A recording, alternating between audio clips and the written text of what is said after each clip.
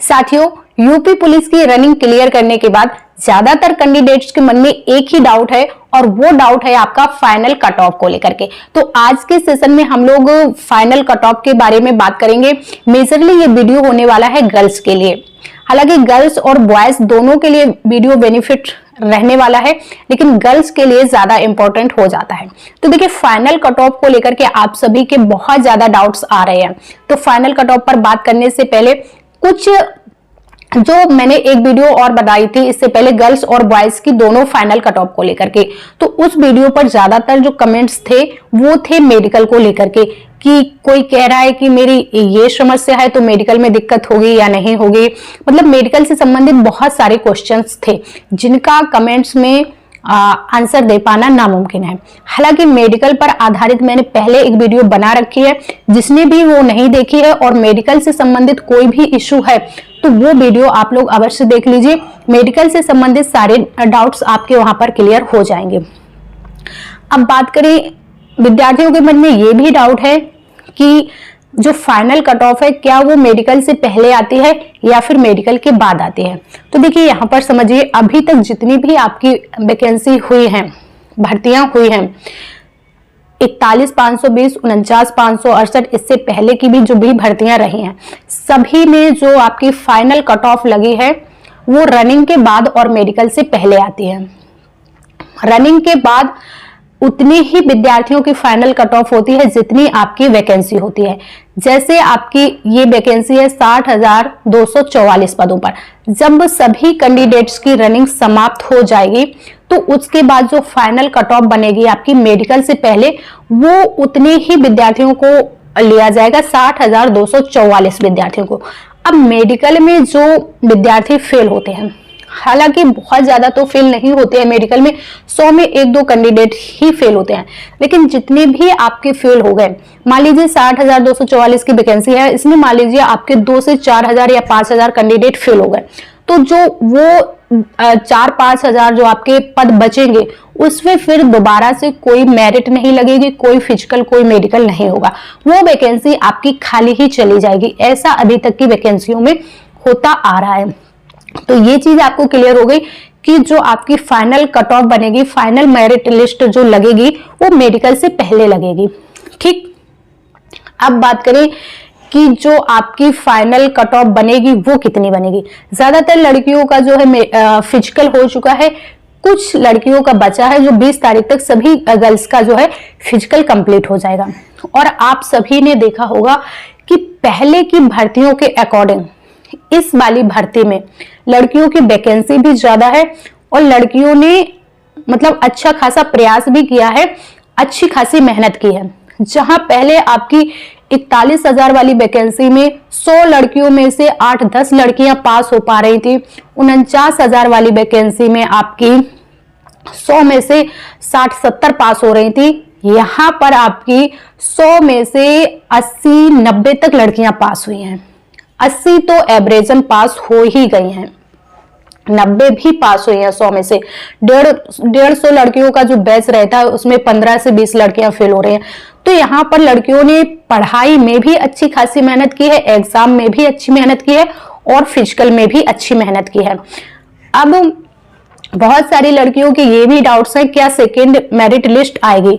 तो देखिए, जो आपकी 41,568 वाली वैकेंसी थी, 520 वाली, उसमें क्या था कि आपका जो फाइनल जो रिजल्ट आया था, डीबीपीएसटी हुआ था, उसके तुरंत बाद फिजिकल करवा लिया गया था। इस वजह से वहां पर टाइम नहीं मिला था रनिंग की प्रैक्टिस का, तो बहुत सारी लड़कियां फेल हो रही थी, बहुत सारी लड़कियां फेल हो रही थी रनिंग में।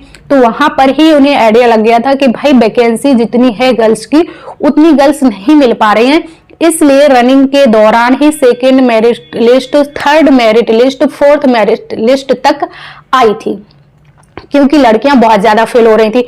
इसके बाद जो आपकी 49,568 वाली वैकेंसी थी उसमें सेकेंड मेरिट लिस्ट तो आई थी, लेकिन जनरल कैटेगरी की लड़कियों की, क्योंकि जो जनरल कैटेगरी की लड़कियां थी उन्हीं की वैकेंसी कम पड़ रही थी, यानी कि वही लड़कियां कम पड़ रही थी रनिंग में, क्योंकि उनके लिए पद निर्धारित होते हैं सभी कैटेगरी के।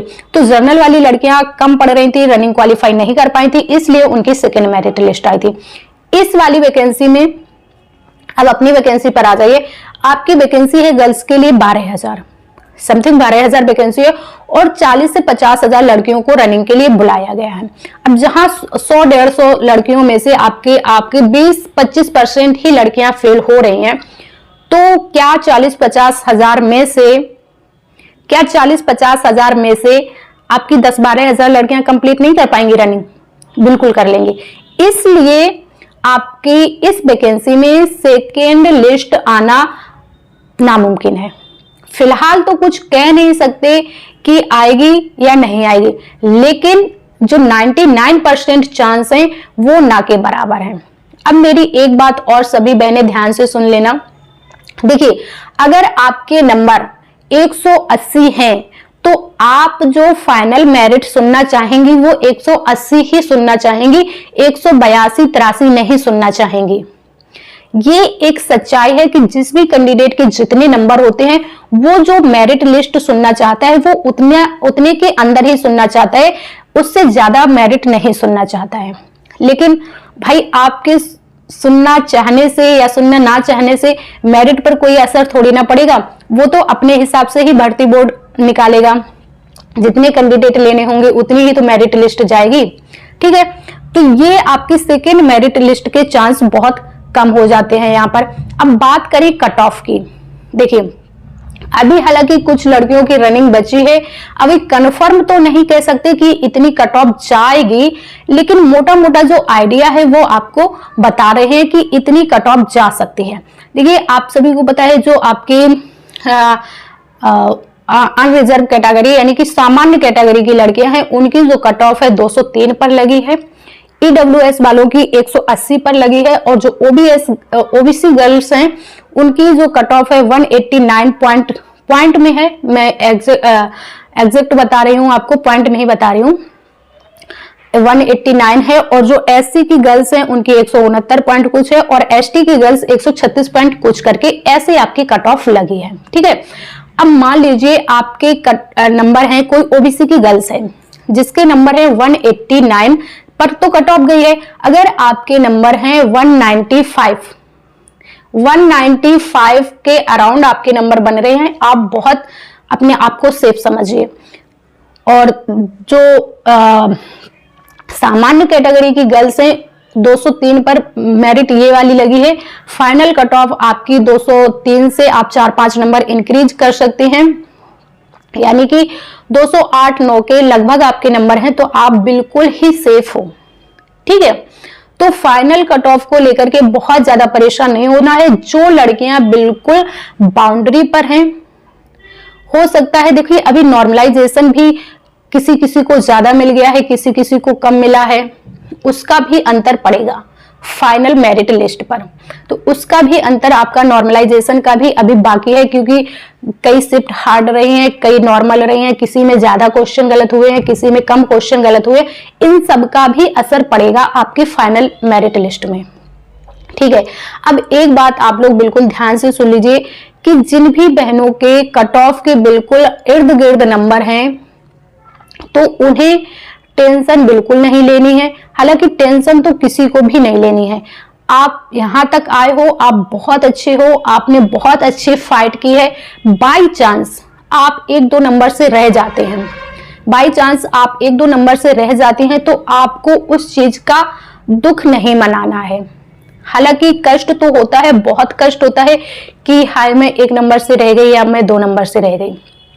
आपको ये भी पता है कि अभी इस वैकेंसी के कंप्लीट होते ही आपकी यूपीएसआई की वैकेंसी भी आने वाली है। और उस टाइम जो 49,568 वाली वैकेंसी थी, उस टाइम भी आपकी यूपीएसआई की वैकेंसी आई थी। जब वो विद्यार्थी ट्रेनिंग पर थे 49,568 वाली वैकेंसी के, जब हम लोग ट्रेनिंग पर थे तब एसआई का एग्जाम हुआ था और वो एग्जाम उन्हीं ज्यादातर उन कैंडिडेट्स ने क्लियर किया है जो 49,568 वाली वैकेंसी में 1-2 नंबर से रह गए थे। क्यों? क्योंकि उनकी तैयारी थी, उनकी अच्छी खासी तैयारी थी, 1-2 नंबर से ही तो रहे थे। उन्हें सिर्फ और सिर्फ रिवीजन और थोड़ा सा लेवल बढ़ा के पढ़ना था। और जो विद्यार्थी ट्रेनिंग पर चले गए थे, ट्रेनिंग पर जाने के बाद कहाँ इतना समय मिलता है कि आप एसआई की तैयारी कर पाओगे। भाई ट्रेनिंग में इतना बिजी शेड्यूल हो जाता है, आपको सुबह 4-5 बजे ग्राउंड में फॉल इन होना है। ऐसा समझिए कि सुबह 4-5 बजे आप जागे हो तो रात के 9-10 बजे आप 9-10 बजे ही फ्री हो गए। दिन में आपके पास समय नहीं बचता है। सुबह 5-6 बजे मतलब मौसम के हिसाब से आपको ग्राउंड में जाना पड़ता है। सर्दियों में थोड़ा लेट बुलाते हैं, गर्मियों में थोड़ा जल्दी बुला लेते हैं। उसके बाद जैसे ही आप ग्राउंड से आओगे फिर आपकी क्लासेस चालू हो जाएंगी, आप स्कूल में जाओगे, स्कूल से वापस आओगे फिर आपका शाम वाली परेड का टाइम हो जाएगा। शाम वाली परेड करके आओगे फिर कुछ चाय नाश्ता मिलेगा, उसके बाद खाना पीना, फिर उसके बाद आपकी रात्रि गणना में बुला लिया जाएगा आपको 8 बजे। रात्रि गणना के बाद आप 9 बजे तक आओगे वापस लौट के 8:30-9 बजे तक। फिर भाई घर पे थोड़ा बहुत बातचीत और फिर 9-10 बज जाता है। इतना दिन भर इतना थक जाते हो कि नींद आ जाती है, कब सुबह के 4-5 बज जाते पता ही नहीं चल पाता है।